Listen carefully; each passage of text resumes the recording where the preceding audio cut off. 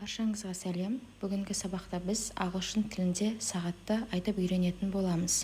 Жалпы сағат қанша болды дегеніміз what time is it? Бұл сұраққа жауап беру үшін біз мына сөздерді қолданамыз. Past кетті, to қалды. Яғни мысалы 7-ден 3 кетті, 8-ден 10 кетті деген сияқты кездерде біз past қолданамыз, ал қалды деп айту үшін to қолданамыз. Сонымен қатар егерде мысалы 8-ден 31 кететін болса, онда біз оны 8-ден 31 деп айтпаймыз. Ағылшын тілінде 30-дан ары қарай, яғни жарты сағаттан ары қарай тек қана қалды сөзімен қолданылады. Келесі 15 минут бізде quarter деп айтылады, ал 30 минут half деп айтамыз.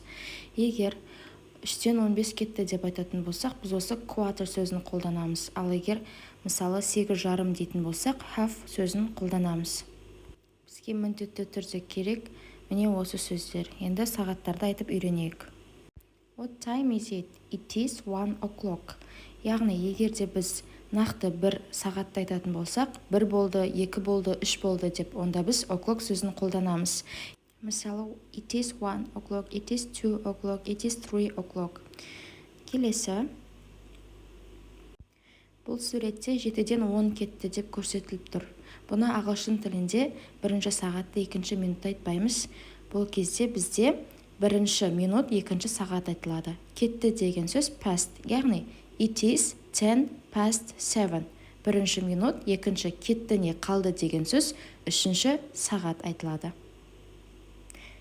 Уақыт нақты түсінікті болу үшін мен уақыттағы цифр көрсеткіштерін санмен жаздым.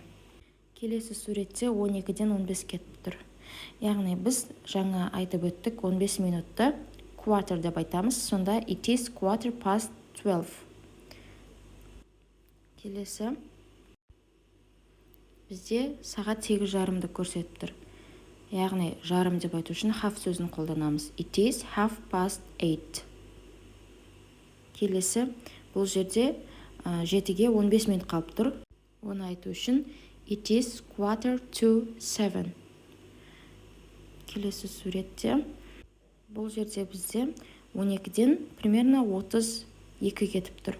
Алайда біз бұны ағылшын тілінде 32 кетті деп айтпаймыз. Жарты сағаттан ары қарай, яғни 30 минуттан ары қарай қалды деп айтамыз. Сонда 1-ге 28 минут қалды деп айту керек болады. It is 28 to 1. Біз жалпы it is сөзін дәл қазіргі уақыт айтқан кезде ғана қолданамыз. Ал at дегеніміз ол басқа кез келген уақыт айтқан кезде біз atті қолданамыз. Мысалы, ертең сағат 3-те деп айтатын болсақ, at 3 o'clock деп қолданамыз. Сонымен қатар бізде AM және де PM деген бар. Бұл бірінші AM түнгі 12-ден түскі 12-ге дейінгі аралықты білдіреді, ал PM бізде түскі 12-ден түнгі 12-ге дейінгі уақыт аралығын білдіреді.